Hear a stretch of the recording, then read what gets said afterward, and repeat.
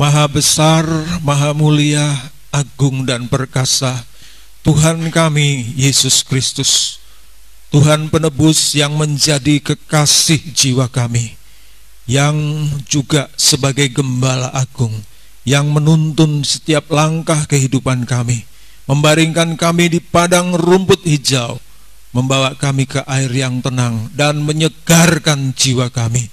Kami bersyukur Tuhan, kami ada sebagaimana kami ada sampai saat ini. Semuanya oleh karena kemurahan Tuhan, semua oleh karena anugerah Tuhan. Itu sebabnya tidak henti-hentinya kami mau bersyukur dan selalu bersyukur, memuji, menyembah Engkau, mempersembahkan hidup ini kepadamu Tuhan, karena kami sudah Engkau tebus dengan darah-Mu dan menjadi milik-Mu untuk selama-lamanya. Dan kami ada di tengah-tengah dunia ini untuk kami boleh tampil sebagai terang dan garam bagi orang-orang yang di sekeliling kami, memancarkan sinar kasih keselamatan yang daripada-Mu, sehingga semua orang dapat melihat Engkau ada di dalam kami, kami ada di dalam Engkau. Terpuji-pujilah Engkau Tuhan yang sudah mengasihi kehidupan kami, menjadikan kami alat perdamaian-Mu di tengah-tengah dunia ini. Terima kasih, terima kasih. Kau memberkati setiap pujian yang sudah kami persembahkan, dan biarlah boleh menjadi dupa yang harum, menyenangkan hati Tuhan. Tuhan, Kau berkati juga kebenaran firman-Mu. Kami rindu karya-Mu terus akan Kau kerjakan di dalam hidup kami, sehingga apa yang menjadi rencana-Mu bagi gereja-Mu di akhir zaman ini dapat tercapai melalui kehidupan kami, lewat kuasa firman dan Roh Kudus-Mu yang bekerja. Kami persilahkan untuk Engkau lebih lagi berkarya di dalam kehidupan kami, sehingga melalui perkataan firman-Mu Tuhan, hidup kami dibentuk seturut rencana dan kehendak Tuhan. Kami diperkenan untuk menikmati apa yang menjadi bagian Tuhan bagi gereja-Mu di akhir zaman ini. Itulah batra perlindungan untuk meluputkan kami dari 1 kali 7 masa kesesakan. Terima kasih Tuhan Yesus. Berkati pemberitaan firman secara streaming maupun juga secara langsung di dalam rumah-Mu Tuhan. Engkau akan menyertai dan memberkati kami. Kuasa Roh Kudus-Mu mengurapi kami semua. Semua yang bukan datang dari Tuhan, kami ikat, kami hancur patahkan kuasanya, dan kami perintahkan dalam nama Yesus pergi keluar dari tempat ini. Darah anak domba berkuasa. Terima kasih Tuhan. Dengan penuh sukacita, damai sejahtera dan penyertaan Tuhan, kami sambut kebenaran firman-Mu di dalam nama Tuhan Yesus Kristus. Kita semua yang percaya katakan bersama-sama amin, haleluya. Dan kepada kita semua yang sudah hadir maupun juga yang mengikuti secara streaming, saya sampaikan shalom, haleluya, puji nama Tuhan. Pada kesempatan ini saudaraku, kita akan bersama-sama menikmati kebenaran firman Tuhan yang Tuhan sudah sediakan buat kehidupan kita. Kita akan bersama-sama membuka Alkitab kita di dalam kitab Wahyu pasalnya yang ke-6. Saya akan menjelaskan kembali tentang meterai yang ke-5 yang berkaitan dengan suasana martir yang akan menimpa dunia ini sebelum gereja Tuhan itu masuk di dalam pemeteraian Tuhan. Ya, kita akan bersama-sama lihat di dalam Wahyu pasalnya yang ke-6 ayatnya yang ke-11. Wahyu pasal yang ke-6 ayatnya yang ke-11. Kita akan bersama-sama membaca ayat ini terlebih dahulu. Ini adalah merupakan bagian daripada peristiwa martir yang dimana akan terjadi di tengah-tengah dunia ini sebelum pemeteraian Tuhan, ya, atau pengangkatan Tuhan terjadi di tengah-tengah dunia ini. Kita akan bersama-sama membaca ayatnya yang ke-11. 1, 3. Dan kepada mereka masing-masing diberikan sehelai jubah putih. Dan kepada mereka dikatakan bahwa mereka harus beristirahat sedikit waktu lagi, hingga genap jumlah kawan-kawan pelayan dan saudara-saudara mereka yang akan dibunuh sama seperti mereka. Jadi peristiwa daripada martir ini adalah merupakan satu peristiwa di mana terjadi ya pembunuhan, ya, atau ini dalam bahasa yang juga lain, ini adalah orang-orang yang mengalami kematian tapi matinya di dalam Yesus, ya. Ini termasuk saudara-saudara kita yang saya sudah sampaikan kepada kita pada kesempatan yang lalu, bahwa suasana martir itu sudah dimulai sejak adanya manusia pertama Adam Hawa, yang dimulai dari Habil sampai nanti saudaraku kedatangan Tuhan kali kedua. Ini jumlah martir akan terus bertambah, dan dikatakan sampai jumlah mereka itu genap, ya, jumlah para martir ini genap. Berarti saudara, ya, selain jumlah orang-orang yang dimeteraikan, ya, dari bangsa Israel yang sudah ditetapkan 144.000, ya, dari bangsa Israel, juga saudaraku jumlah martir itu juga sudah digenapkan oleh Tuhan. Namun di sini tidak disebutkan jumlahnya, ya, karena hanya disebut genap jumlahnya. Berarti yang tahu jumlah yang sesungguhnya adalah Tuhan sendiri, ya. Bangsa kafir juga yang ikut pengangkatan juga dikatakan tidak disebut jumlahnya, tetapi dikatakan tidak terhitung jumlahnya. Dan ini adalah merupakan satu keadaan yang dimana kita sendiri tidak mengetahui jumlah daripada gereja Tuhan yang ikut dari bangsa kafir untuk nanti ikut dalam pengangkatan, ya, puji nama Tuhan. Nah, itu sebabnya mari kita mau bersama-sama memperhatikan kebenaran firman Tuhan ini, sehingga kebenaran firman Tuhan ini boleh menjadikan satu acuan buat kita untuk kita lebih bersungguh-sungguh kepada Tuhan, ya.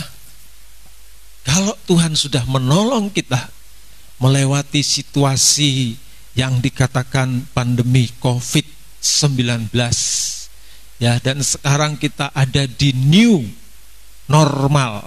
Dan new normal ini bukan hanya untuk kita saja, tapi juga untuk seluruh dunia. Dan kita sekarang saudaraku memasuki suasana new normal, yang dimana membiasakan diri untuk hidup bersih. Ini merupakan satu keadaan yang mengingatkan supaya kita sebagai anak-anak Tuhan juga menjaga diri di dalam kekudusan. Amin, saudaraku. Bersih-bersih, bukan hanya bersih secara jasmani saja, tapi juga harus bersih secara rohani. Secara rohani ini sangat lebih penting daripada secara jasmani. Ya, kalau kita saudaraku sudah terbiasa dengan kebiasaan bersih secara rohani, jasmani itu pasti akan mengikuti.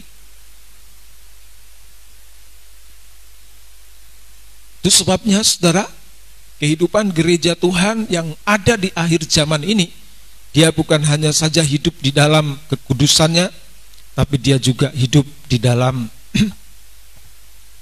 kekudusan secara rohani. Amin. Artinya kita selalu senantiasa memeriksa diri. Kegagalan gereja Tuhan di akhir zaman ini adalah ketika dia sibuk memeriksa orang lain, lupa memeriksa diri sendiri. Nah, ini merupakan permainan mata jasmani. Mata jasmani ini sukanya seperti itu. Selalu lebih cepat untuk mengoreksi orang lain daripada mengoreksi diri sendiri. Dan ini nggak boleh terjadi di dalam gereja Tuhan di akhir zaman. Kalau Tuhan izinkan kita memasuki suasana daripada new normal yang terjadi hari-hari ini di tengah muka bumi ini, ya, itu kemurahan Tuhan, ya, di mana kita boleh semakin ditekan untuk kita hidup di dalam kebersihan, baik secara jasmani maupun juga secara rohani. Saya yakin dan percaya kita tidak hanya membantu diri kita sendiri, tapi kita membantu lingkungan kita juga.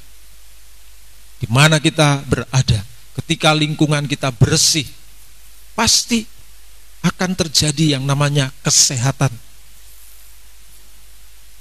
Dan kesehatan ini akan terus merambat kepada orang yang ada di sekitar kita. Ketika kita bersatu hati, bergandeng tangan, menjaga kesadaran untuk selalu bersih, maka dunia ini akan menjadi nanti baru dengan suasana yang baru dan bersih. Haleluya. Ya, bagi kita nanti akan diwujudkan dengan adanya dunia baru, itulah Yerusalem baru, kerajaan 1000 tahun damai. Ya, itu dimulai dari sekarang. Ya, puji nama Tuhan. Tentunya kerajaan 1000 tahun damai itu adalah menjadi idaman-idaman kita semua, ya, supaya kita betul-betul merasakan nikmatnya bagaimana di dunia yang baru yang Tuhan sediakan buat kita. Haleluya. Mulai dari sekarang, saudaraku, ya, rambatkan itu kebersihan secara rohani, jasmani kepada orang-orang yang ada di sekeliling kita, sehingga itu nanti akan, saudaraku, membawa satu dampak kepada seluruh muka bumi ini. Gereja Tuhan menjadi bagian daripada pelaksanaan daripada dunia baru yang dimulai dari kehidupan yang bersih secara jasmani rohani. Haleluya, puji nama Tuhan. Nah, saudara yang dikasihi oleh Tuhan, berbicara tentang, dikatakan di sini martir, itu berarti berbicara tentang kematian di dalam Yesus. Kematian di dalam Yesus ini tetap nanti mendapatkan kesempatan untuk bisa mengalami pesta kawin anak domba. Pesta itu akan dilaksanakan setelah Tuhan Yesus datang kali kedua. Sebagai rasa sukacita Tuhan, Dia membuka suasana pesta. Ya, jadi sebetulnya ini adalah berbicara cerminan daripada pesta kawin itu sendiri. Namanya pesta kawin, itu pasti ada kebahagiaan, ada sukacita dari pihak mempelai, ya, laki-laki dan mempelai perempuan, yang dimana selama ini dinanti-nantikan, ya, kemudian diresmikan untuk menjadi suami istri. Itulah yang Tuhan mau juga nyatakan kepada gerejanya. Tuhan itu sampai sekarang ini menanti-nantikan dari korban penebusannya di Golgota, yang digambarkan mulai sejak daripada munculnya Adam dan Hawa di tengah-tengah dunia ini, sampai pribadinya Yesus sendiri, ya, mengorbankan diri. Dia ingin supaya pengorbanannya itu menjadi sempurna dengan terwujud bahwa kita lewat penebusannya menjadi milik Tuhan untuk selama-lamanya. Haleluya, puji nama Tuhan. Jadi itu sebabnya cerminan daripada pesta kawin ini adalah merupakan gambaran sukacita bahagia yang dinanti-nanti di dalam kehidupan Tuhan atas hidup kita yang sudah ditebus untuk menjadi miliknya selama-lamanya. Haleluya. Ingat saudaraku, bahwa sampai sekarang ini pun Tuhan sedang menanti-nantikan itu dari kehidupan kita. Ya. Nah, ini dikasih jubah. Jubah ini seperti undangan untuk masuk pesta. Berarti orang yang mati dalam Kristus itu dia masuk menikmati pesta kawin anak domba. Saudara, dikatakan beristirahat. Nah, ini harus nunggu. Ya. Beristirahat sementara waktu. Ya. Memang suruh nunggu itu adalah satu hal yang membosankan. Ya, baik juga saudara-saudara kita yang mendahului, menunggu itu membosankan. Kalau kita ini juga masih dalam suasana hidup menunggu, itu juga merupakan satu bagian yang bisa menimpa kita, yaitu ada kebosanan.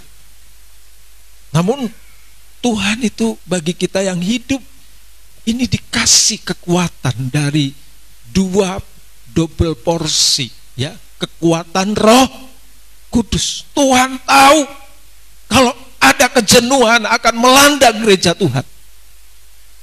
Tapi Tuhan juga memberikan solusi untuk gereja Tuhan dengan mencurahkan 2 kali lipat kekuatan kuasanya, supaya gereja Tuhan tidak bosan, tidak lemah dan terjatuh, tapi tetap kuat, finish strong sampai akhir. Amin. Jadi kita manfaatkan itu. Tuhan, kekuatan Roh Kudus-Mu yang double porsi itu berikan atas hidupku, karena sudah disediakan. Perkataan kita yang kita ucapkan dengan iman akan memenuhi apa yang kita inginkan, dan Tuhan akan memberikan kekuatan kepada kita. Kita semua, berapapun usia kita, dari anak-anak, pemuda, remaja sampai orang tua dewasa, sedang mengalami apa hari-hari ini. Minta kekuatan double porsi dari pencurahan Roh Kudus itu untuk memberikan kekuatan kepada kita, supaya kita tetap kuat sampai akhirnya. Puji nama Tuhan. Nah, saudara, saya akan sedikit menjelaskan kembali, ya, tentang martir ini. Nah, saya mau tekankan bahwa yang jadi martir atau mati dalam Kristus itu tidak bisa ikut pengangkatan. Jadi kalau masuk pestanya bisa, tapi untuk pengangkatannya ini selama 7 tahun berselang sebelum kedatangan Tuhan, gereja Tuhan yang mati dalam Kristus tidak bisa menikmatinya. Tapi yang bisa menikmati adalah gereja Tuhan yang tetap hidup, dan hidupnya di dalam kekudusan tanpa cacat dan celah. Ini kehidupan gereja Tuhan yang ikut pengangkat.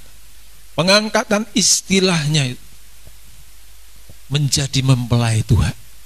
Kehidupan yang menyepadankan diri dengan Tuhan. Tuhan kita itu sempurna, kita juga harus sempurna, tidak bercacat bercela. Apakah itu mungkin? Mungkin. Sekarang kita mungkin lihat ada begitu banyak kekurangan, namun Tuhan menghargai daya upaya gereja Tuhan yang terus bergumul dan berusaha untuk hidup tidak bercacat bercela. Kesempurnaan Tuhan nanti akan diberikan kepada gereja Tuhan yang berusaha dan bergumul untuk hidup tidak bercacat bercela. Itulah anugerah Tuhan buat kita. Memang kita tidak bisa, oleh karena kekuatan daging terus menguasai kita. Tapi perjuangan kita, pergumulan kita yang terus berusaha untuk menjadi hidup tidak bercacat bercela akan dihargai oleh Tuhan dengan memberikan kesempurnaan yang daripadanya memenuhi kehidupan kita. Dan itulah yang akan terjadi nanti bagi gereja Tuhan yang ikut dalam pengangkatan. Sekarang Tuhan sedang lihat, ini gereja Tuhan ini siapa ini yang berusaha untuk hidup tidak bercacat bercela. Tuhan sedang perhatikan dan Tuhan sedang catat, dan Dia hargai perjuangan saudara itu untuk tidak mengikuti cara-cara dunia, tapi ikut caranya Tuhan. Tuhan catat dan hargai. Dan satu kali waktu ketika nanti genap waktunya Tuhan, kesempurnaan Tuhan akan diberikan kepada kita, sehingga perjuangan kita yang terus ingin mencapai sempurna digenapkan oleh kesempurnaan Kristus sendiri. Itulah kebaikan Tuhan. Itu sebabnya Rasul Paulus mengatakan, ayo jerih payahmu di dalam Tuhan tidak akan pernah sia-sia. Karena Tuhan itu Tuhan yang Maha Pengasih, penyayang. Dia tahu pergumulan kita di tengah-tengah dunia. Waduh, terseok-seok seperti untuk mencapai sasaran tidak bercacat bercela.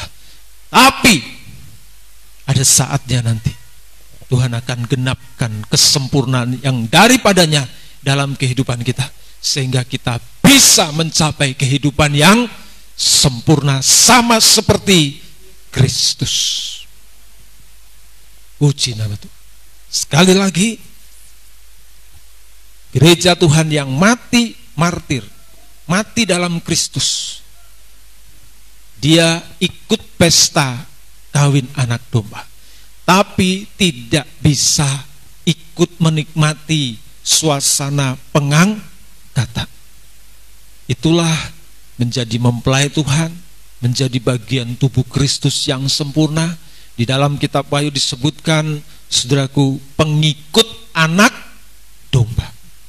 Kemana saja dia pergi. Puji nama Tuhan. Nah, saya mau akan tekankan ini kepada kita sekalian, supaya kita jangan sampai tidak mengerti. Jadi yang ikut pengangkatan adalah kehidupan gereja Tuhan yang terus setia di dalam pergumulan untuk mencapai kehidupan yang tidak bercacat bercela.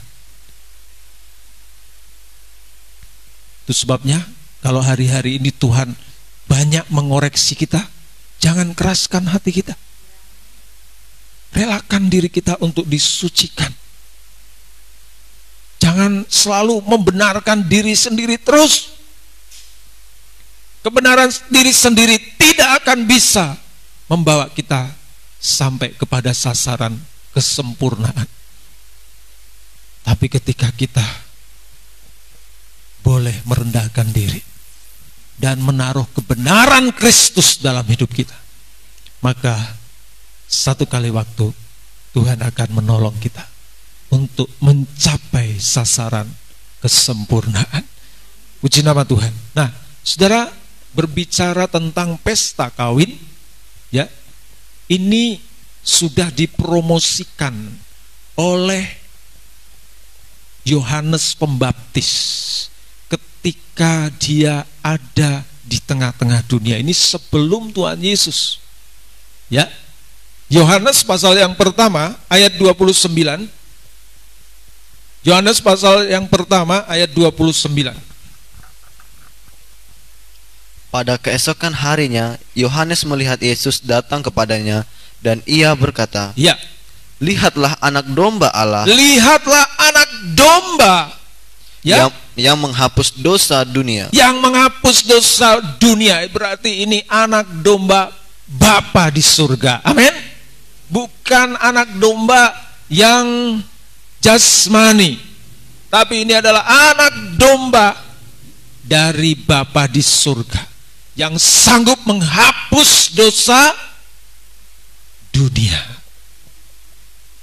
Ayat yang ke-35 dan 36.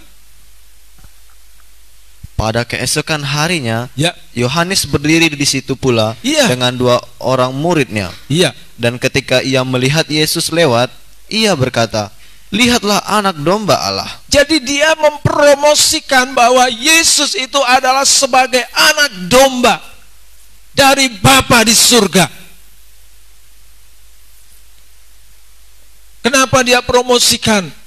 Karena ada pesta kawin anak domba. Jadi kita bersyukur untuk bisa mengerti akan hal ini di dalam kehidupan kita. Ya, siapapun saudara-saudara kita yang mendahului kita di dalam perjalanan kehidupan ini, ya, mati dalam Kristus, nanti kita akan bertemu di pesta kawin anak domba. Pesta kawin anak domba ini disediakan untuk yang namanya kekasih. Kalau ada berbicara pesta kawin, ini sebetulnya adalah berbicara tentang satu ungkapan kasih. Itulah kasih mempelai. Kasih mempelai ini adalah merupakan satu yang harus menjadi bagian daripada iman kita. Gereja Tuhan yang tinggal di akhir zaman.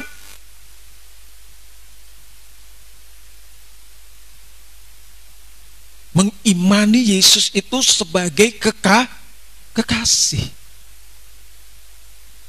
Ya. Bisa kita menerima, mengimani dia sebagai tabib, guru, dan sebagainya, saudaraku. Tetapi di dalam puncak pengenalan, di dalam iman kita harus sampai kepada mengenal dia sebagai kekasih. Supaya kita juga menjadi bagian kehidupan yang nanti masuk dalam suasana pesta yang disediakan oleh anak domba itu sendiri. Puji nama Tuhan. Ini dikatakan oleh Nabi Yesaya kepada bangsa Israel, bahwa Tuhan yang menebus hidupmu dari negeri Mesir itu adalah kekasihmu. Haleluya. Yesaya pasal 54 ayat 5 sampai yang ke-6. Kita akan lihat bersama-sama apa dikatakan oleh firman Tuhan di dalam Yesaya 54 ayat 5 sampai yang ke-6. Sebab yang menjadi suamimu ialah dia yang menjadikan engkau, terus Tuhan semesta alamnya, namanya. Terus yang menjadi penebus ialah yang maha kudus, Allah Israel, ia disebut Allah seluruh bumi. Tuhannya Israel ialah yang disebut Tuhan semesta alam. Jadi penebus dikaitkan dengan kekasih, dikaitkan dengan suami. Nah, saudaraku ya, ayat ini lebih memperjelas kita.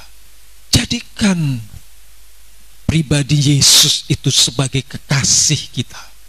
Jangan sampai hanya sebagai tabib, guru, dan sebagainya, tapi sampai kepada sebagai kekasih.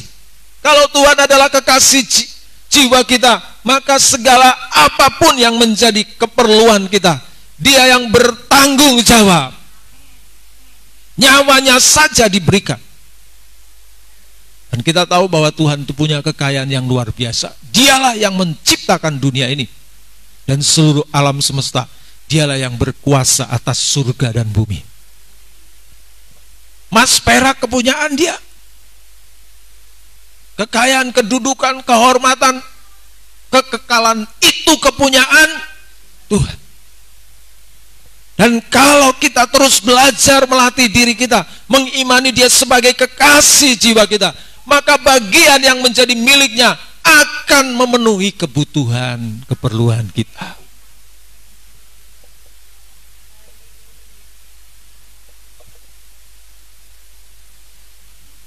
Pengenalan akan Yesus sebagai mempelai membawa kita sampai mengalami suasana pesta kawin anak, sukacita bahagia bersama dengan Tuhan.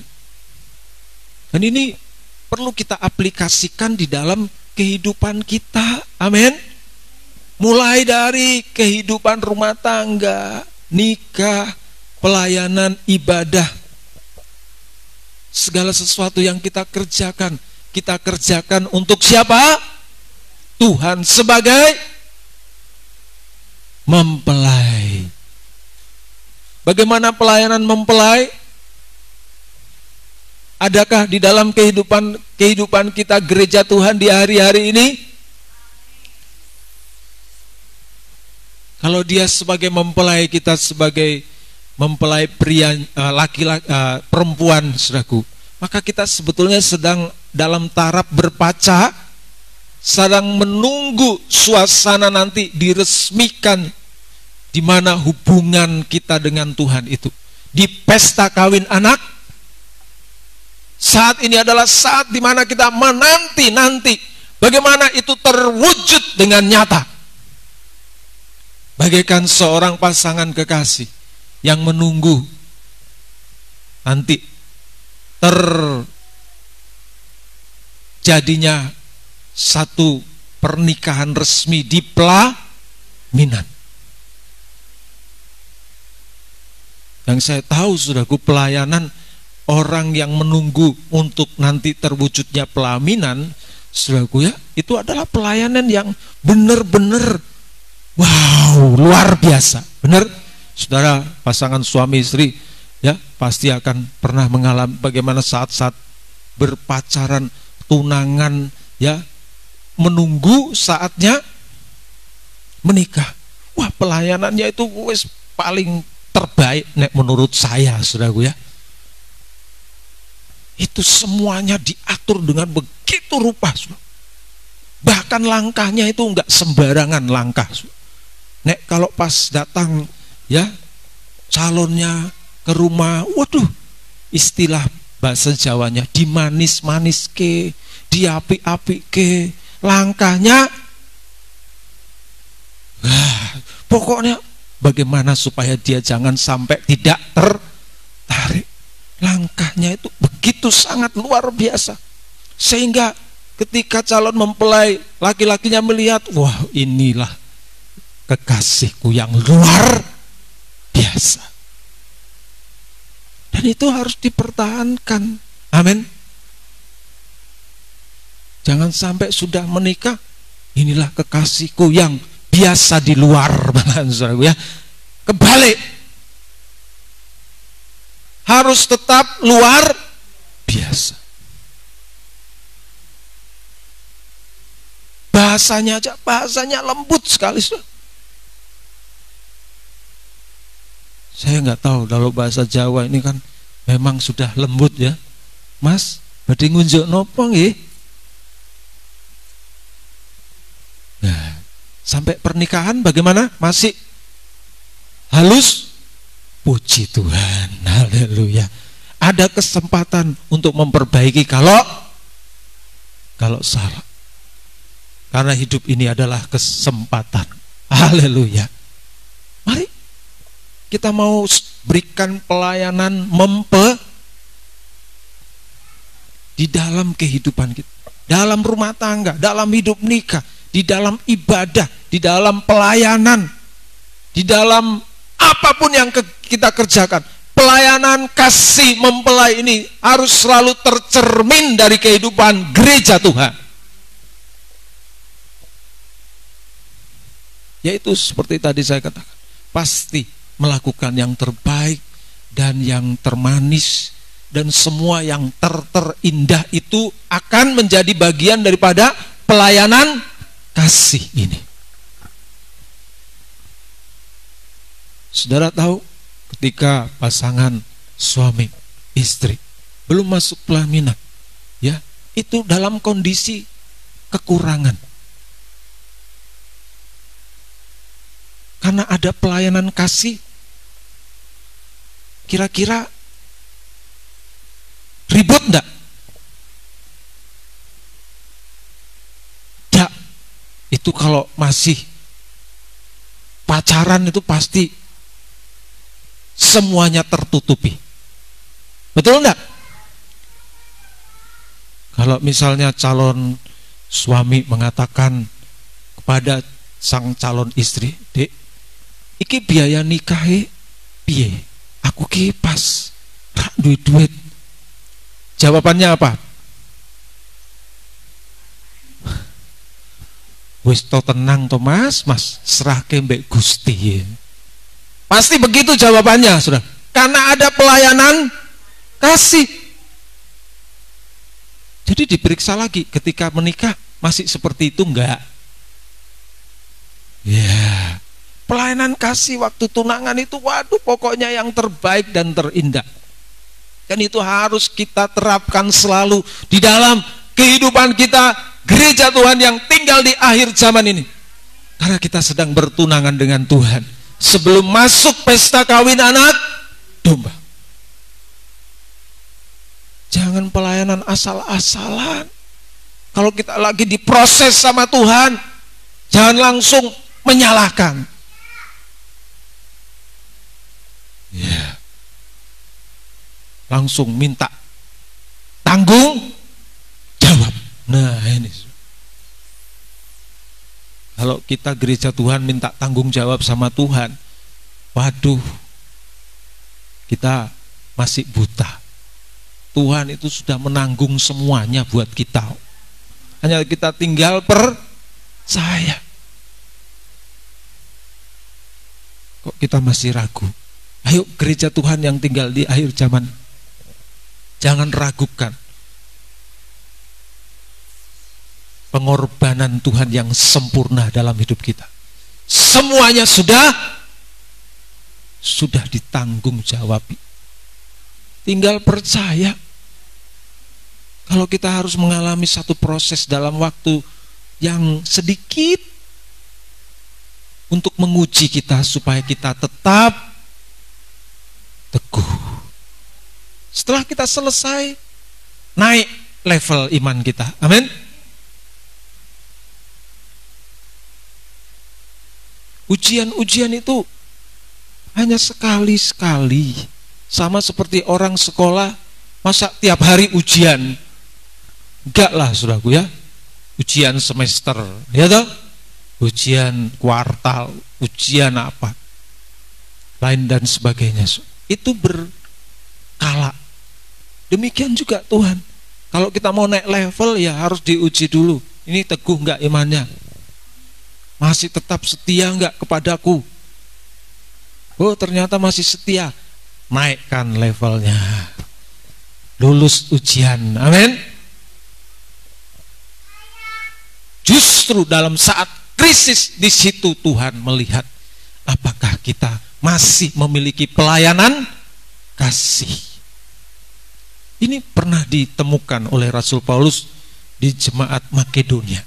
2 Korintus pasal 8 ayat yang pertama sampai yang kelima. 2 Korintus pasal 8 ayat pertama sampai yang kelima.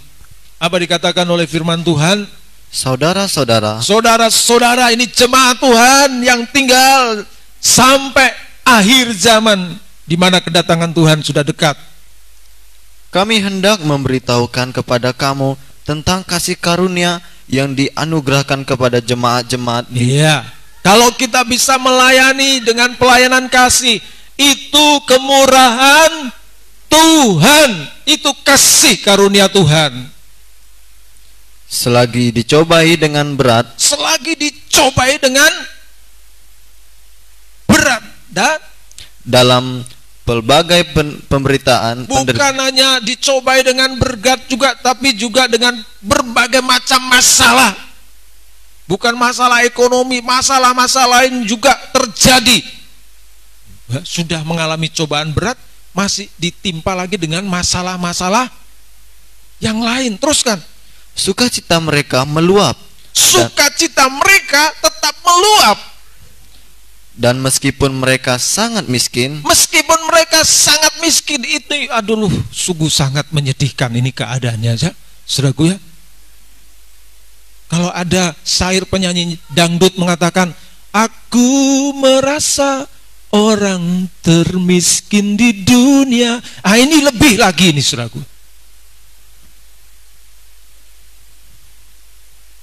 Sudah kena cobaan, banyak penderitaan, kemudian miskin. Kita bayangkan, kasihan banget nih, saudaraku ya.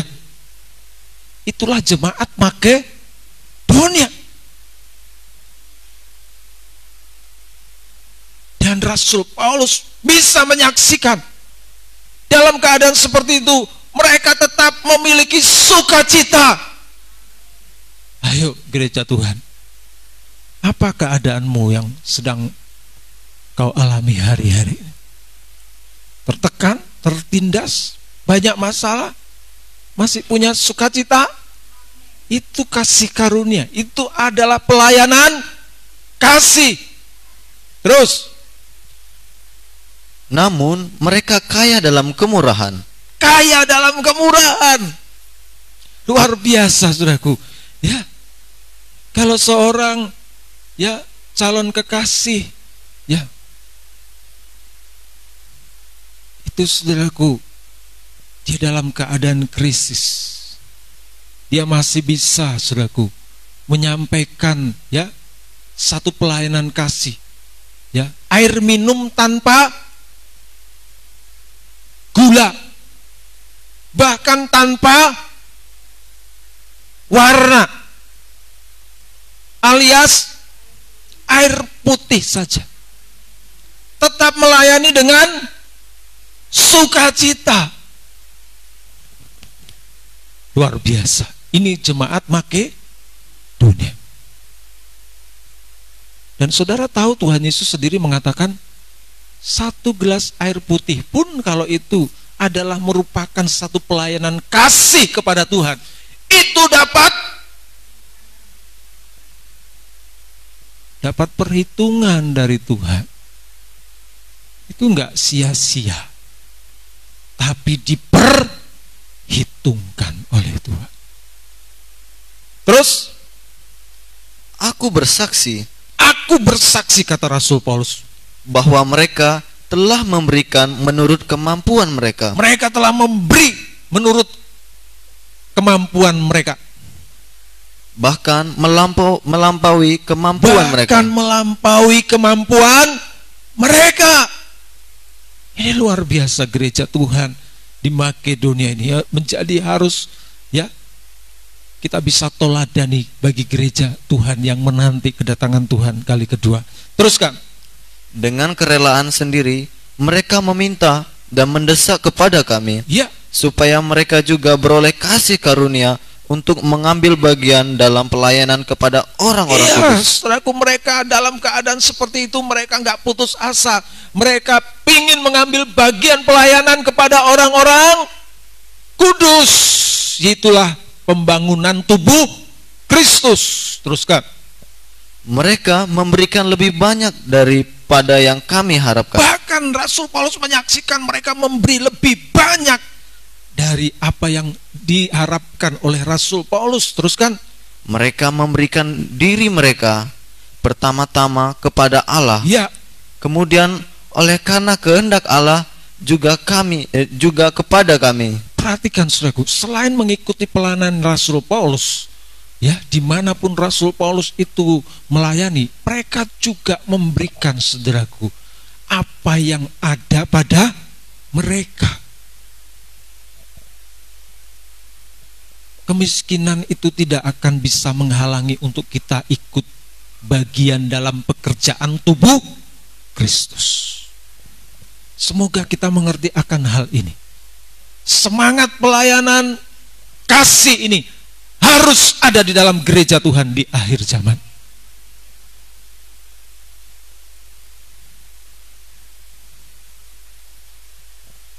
Semoga kita mengerti. Sekarang bagi gereja Tuhan yang tinggal di akhir zaman ini, pelayanan kasih kita memberitakan tentang bagaimana kegenapan rencana Tuhan bagi gereja Tuhan di akhir zaman ini sudah dekat. Rapture itu, pengangkatan itu sudah sangat dekat. Ini pelayanan yang harus diberitakan dengan pelayanan kasih. Sekalipun ada begitu banyak orang yang sinis dengan mendengarkan pemberitaan ini, sama seperti yang terjadi di zaman Nuh. Dia ambil resiko pemberitaan tentang bahtera yang dibangunnya. Bahkan dia menanggung resiko, ya, saat dia memberitakan tentang adanya air bah, supaya kita orang-orang yang ada di sekeliling yang mempersiapkan diri, ya, dia diledek, dianggap gila, tapi dia rela menanggungnya. Resiko untuk pemberitaan tentang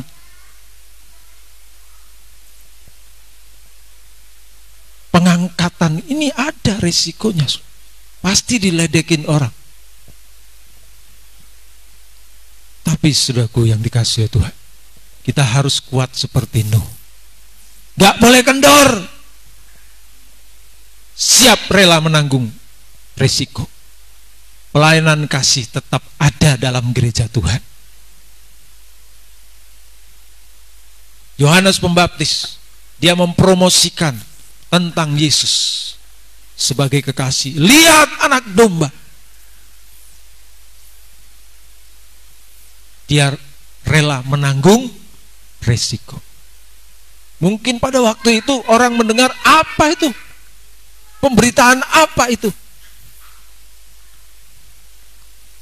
Namun di dalam sejarah selanjutnya di dalam kitab Wahyu, lihat anak domba itu sebetulnya untuk supaya setiap orang yang melihat kepada Yesus menjadikan dia sebagai kekasihnya. Karena ada pesta kawin anak domba. Puji nama Tuhan. Jadi Tuhan itu memang benar-benar kekasih kita. Dan Tuhan pun, saudaraku, dia tidak sungkan untuk menyebut kita sebagai kekasihnya. Ya kalau Tuhan sendiri sudah menyebut kita ini adalah kekasihnya, masa kita ogah-ogahan untuk menyambut kekasih kita? Ya terus, saudaraku, sambut dengan pelayanan kasih juga. Pelayanan kasih Tuhan atas kita sampai dia mengorbankan nyawanya. Kita belum dituntut nyawa. Kita hanya disuruh belajar untuk setia. Biar kita pertahankan ini di dalam kehidupan kita kepada Tuhan. Roma pasal 9 ayat 25. Roma pasal 9 ayatnya yang ke-25. Ini kutipan daripada Nabi Hosea yang diambil oleh Rasul Paulus sampaikan kepada jemaat di Roma. Seperti yang difirmankannya juga dalam kitab Nabi Hosea. Ya. Yang bukan umatku akan kusebut umatku. Yang bukan umatku akan kusebut umatku. Dan yang bukan kekasih, kekasih. Yang bukan kekasih, kekasih. Berarti Tuhan itu menyebut kita ini adalah kekasihnya.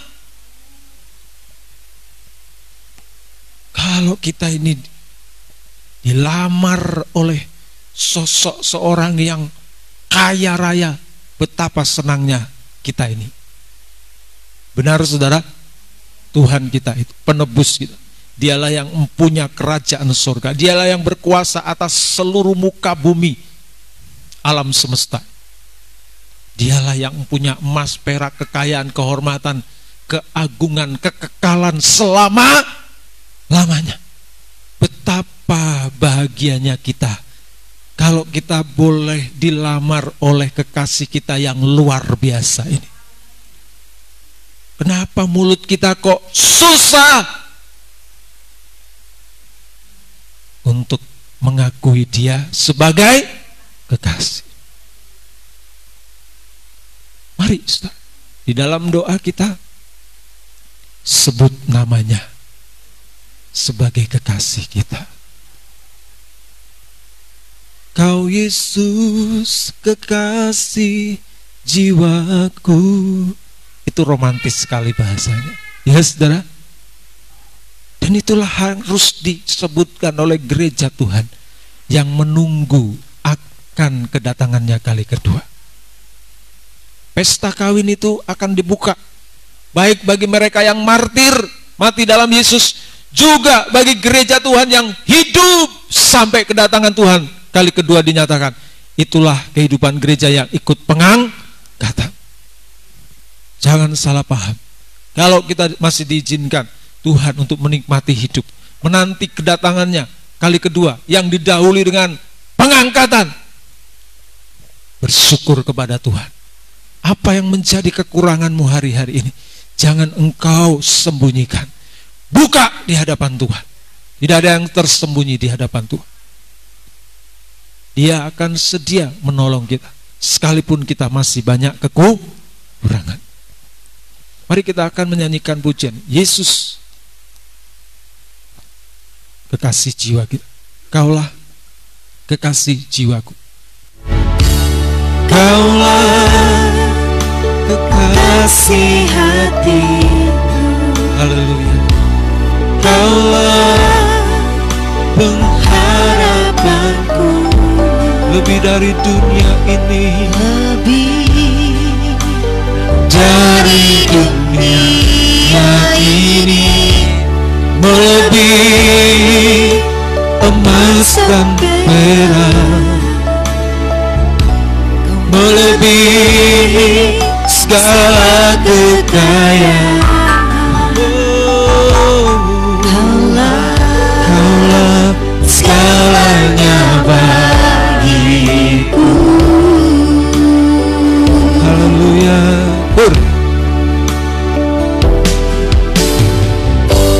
Tak dapat Jalan sendiri tanpa kau bersamaku. Tak dapat hidup tanpamu, hidup tanpamu. Kaulah kekuatan di dalam hidupku.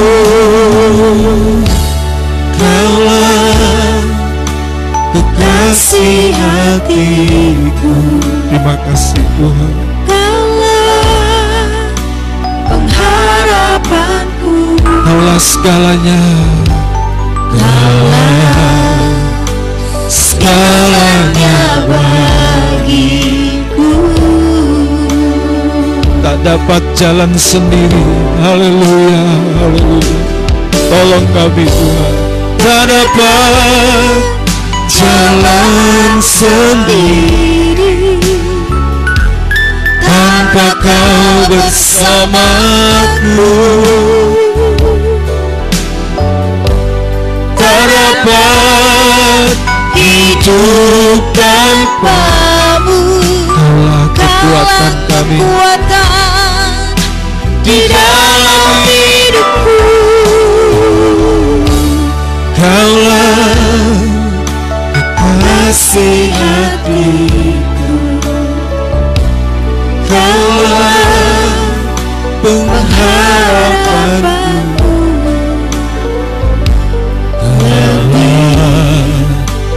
segalanya bagiku. Oh, Kaulah segalanya.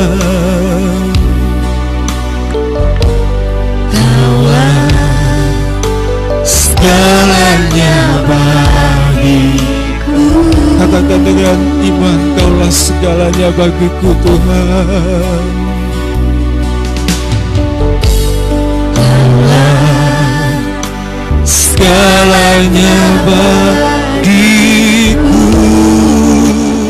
Biarlah di dalam setiap langkah kami, mulai sejak saat ini, pelayanan kasih itu Tuhan melekat di dalam kehidupan kami. Kami boleh menyukakan hati-Mu di dalam setiap apa yang kami kerjakan dalam hidup ini. Berkati setiap anak-anak-Mu yang mendengar firman Tuhan, baik secara streaming maupun juga secara langsung di tempat ini. Engkau Tuhan akan memberkati semua pergumulan yang dialami oleh umat-Mu. Dalam nama Yesus diselesaikan oleh Tuhan. Lewat kami menjadikan Engkau sebagai kekasih kami. Lewat kami melayani, memiliki pelayanan kasih kepada mempelai pria surga. Terima kasih Tuhan. Terima kasih. Terima kasih. Terima kasih. Mari tadahkan tanganmu. Terimalah berkat Tuhan. Saudara yang dikasihi oleh Tuhan, pulanglah dengan sukacita, bahwa semua berkat Tuhan yang terbaik yang disediakan bagi kehidupanmu boleh tercermin di dalam kehidupan nikahmu, rumah tangga, anak-anak, anak mantu, dan cucu-cucumu. Di dalam setiap usaha, apapun yang kau kerjakan, Tuhan buat berhasil dan beruntung. Tuhan kiranya memberkati engkau dan melindungi engkau. Tuhan menyinari engkau dengan wajah-Nya, memberikan engkau kasih karunia. Tuhan menghadapkan wajah-Nya kepadamu dan memberikan engkau damai sejahtera. Pulanglah, bawalah sukacita ini dalam kehidupanmu, dalam persekutuan Bapa, Putra, dan Roh Kudus, di dalam Tuhan Yesus Kristus menyertai langkah kehidupanmu dan kita semua, sekarang sampai selama-lamanya. Kita yang semua percaya akan berkat Tuhan, kita katakan bersama-sama, amin.